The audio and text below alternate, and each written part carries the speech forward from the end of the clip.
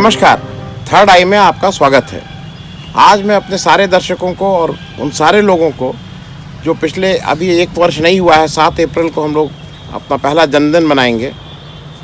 1 वर्ष के अंदर हमें 5,000 नहीं 50,000 सब्सक्राइबर से आप लोग हमारे साथ जुड़ गए हैं और मैं इसको मतलब इतने अल्प समय में 50,000 सब्सक्राइबर को जोड़ना बिना किसी एडवर्टीज़मेंट के, बिना किसी एक्स्ट्रा प्रयास के, मैं इसलिए कहूँ क्योंकि आप सब लोग जो हमारे सब्सक्राइबर हैं वो पार्ट ऑफ द पब्लिक हैं। इस दौरान आप लोगों का बहुत प्यार भी मिला और 6 लाख से ऊपर कहीं कहीं व्यूअरशिप भी हमारे किसी एपिसोड की हुई है, जिसको हम लोग के लिए आपका ये जो प्यार था इसने बहुत हम लोगों को उत्साहवर्धन किया। आज जो बात हो रही है वो 2-3 चीज़ों पे है। पहला तो ये है कि एक अभी बुक 2 तारीख को Rafale the scam that rock the nation नाम की एक किताब तमिल भाषा में छपी थी मद्रास में, और इसको छापने वाले जो पब्लिशर थे उनका नाम था भारती पुत्ताकालयम पब्लिशर थे। इसके जो लेखक थे वो जो ऑथर इसके थे वो एस विजयन और पी.के. राजन थे, दोनों एक्टिविस्ट हैं और इन लोगों ने इस किताब को छापा। इसमें डिटेल दिया कि रफाल के स्कैम में क्या क्या था, डॉक्यूमेंट्स दिए।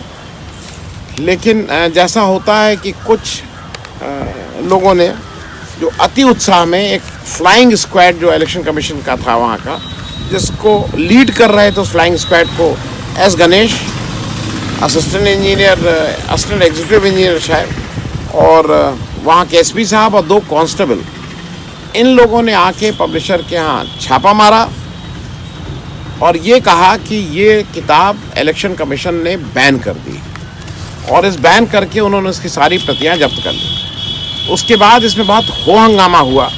इसमें सारा सोशल मीडिया, सारे लोग एक तरह से जग गए और कुछ ही घंटों में इलेक्शन कमीशन को अपनी तरफ से विज्ञप्ति जारी करनी पड़ी कि हमने इसको कहीं से बैन नहीं किया है। लेकिन जो इस वजह से जो काम होना था वो तो हो गया। किताब को अच्छी पब्लिसिटी मिल गई और ये 10 रुपए की बहुत सस्ती सी किताब है, एक बुकलेट फॉर्मेट में है। उसकी 5,000 से ज़्यादा प्रतियां बिक गई। इसके बाद इलेक्शन कमीशन ने अभी आज या कल एक और एक्शन लिया है।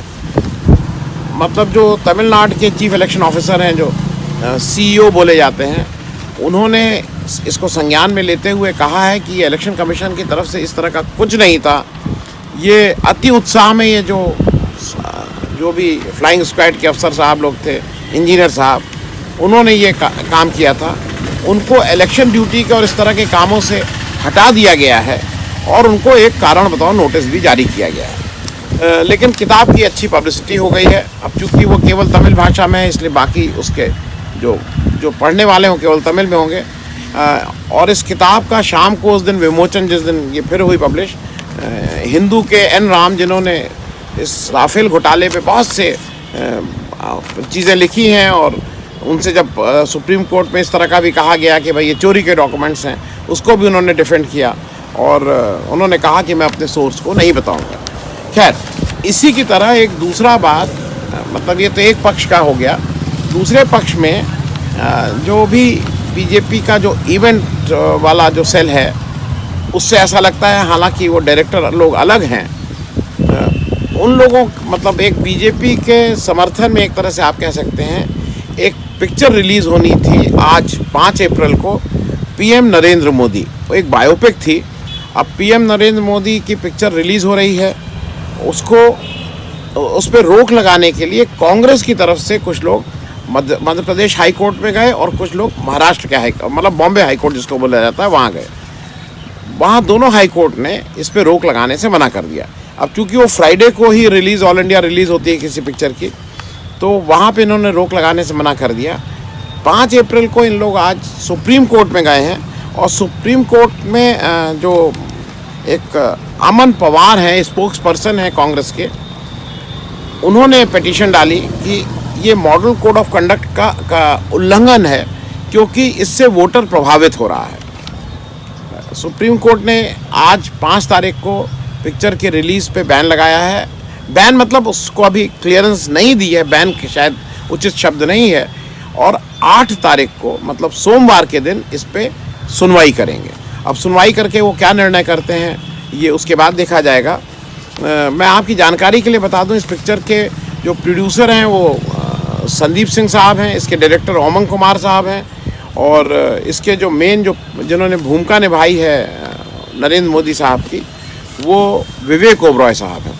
ये सारे लोग जो हैं ये बीजेपी के कहीं ना कहीं से ऑफिस बेरर भी रहे हैं। सारे लोग नहीं, इसमें से जो मुख्य लोग हैं जिन लोगों ने पिक्चर बनाई है, और इनको इस तरह से पोजीशन किया जा रहा था कि शायद ये इलेक्शन में एक बहुत प्रभावी नुस्खा आएगा। मेरी समझ में ये तो जिसको जब देखिए, अगर उन्होंने पिक्चर बनाई है तो पिक्चर तो उसी समय रिलीज़ होनी चाहिए जब वो मैक्सिमम चल सके। तो मुझे नहीं लगता है कि इसमें कहीं कोई गलती है कि अगर इलेक्शन के समय मैंने इलेक्शन को ध्यान में रखते हुए पिक्चर बनाई है कि मेरा ऑडियंस उस समय उस तरह का ज़्यादा होगा, तो फिर उसमें क्यों इस तरह की मनाही हो रही है। सुप्रीम कोर्ट मेरी जहाँ तक मैं इन चीज़ों को समझता हूँ, 8 अप्रैल को जो ये रोक लगी है वो हट जाएगी और पिक्चर रिलीज़ हो जाएगी। यहाँ पे एक सोचने वाली बात ये भी है कि कुछ लोगों को था कि अभी हाल के दिनों में 2-3 पिक्चरें आई जिससे था कि वोटर का जनमानस बदल जाएगा। उसमें एक एक्सीडेंटल प्राइम मिनिस्टर थी संजय बारू जी की किताब पे, जिसमें एक मनमोहन सिंह को एक वीक चरित्र टाइप दिखाया गया और सोनिया गांधी और राहुल गांधी को दिखाया गया कि इन लोग बिल्कुल ख़राब व्यक्ति हैं, लेकिन उसका कोई इम्पैक्ट तो नहीं दिख रहा है। उसी तरह से एक उड़ी पिक्चर आई जिसमें जो अजीत डोवाल साहब और प्राइम मिनिस्टर मोदी साहब को बहुत ही अच्छे ढंग से कि भाई इन्होंने देश के लिए क्या क्या है, राष्ट्रवादी हैं, वो किया गया। वो एक अलग बात है कि आज राष्ट्रवाद के नाम पे आप सब लोग रोज़ देख रहे हैं कि अगर बीजेपी आईटी सेल का चले या बीजेपी के जो भी लोग इसको ड्राइव कर रहे हैं पब्लिसिटी को, तो वो कुछ ऐसा प्रेजेंट करने की कोशिश कर रहे हैं कि अगर कांग्रेस जीत गई तो राहुल गांधी शायद पाकिस्तान के प्राइम मिनिस्टर बन जाएंगे उनके हिसाब से।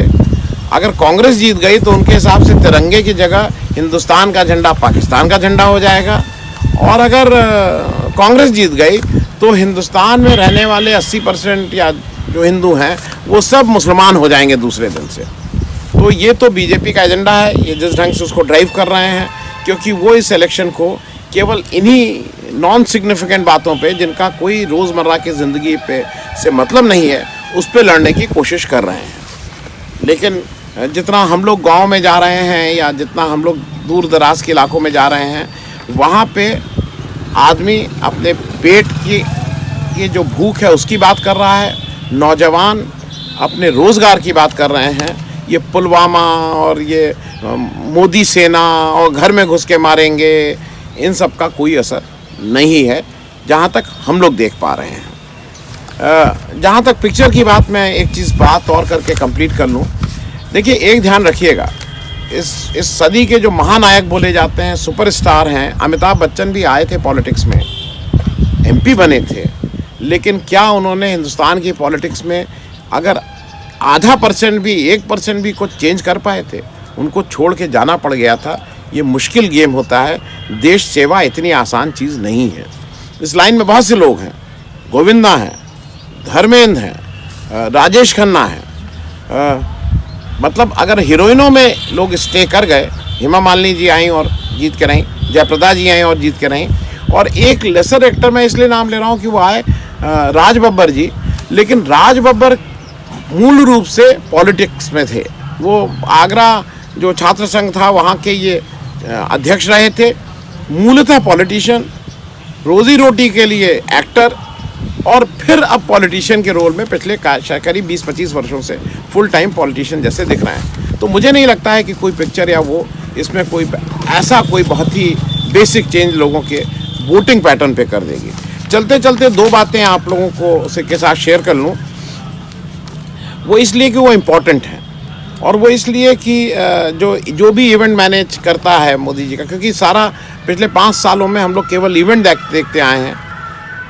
जो अर्ध कुंभ, जिसको महाकुंभ होके कहा गया कि भाई ये महाकुंभ है, उसमें 24 फरवरी को मोदी जी गए, उन्होंने 5 जो झाड़ू लगाने वाले और जो सफाई कर्मी थे उनका पैर धोया, और वो पैर धो के उन्होंने पूरी जगह उसकी पब्लिसिटी हुई, उसका वीडियो चला, उसको सारे चैनल ने रन किया और मोदी जी ने कहा कि ये लोग कर्मयोगी हैं और ये कर्मयोगी जैसे ही देश बनता है, और स्वच्छता की बहुत ज़्यादा उन्होंने बातें की।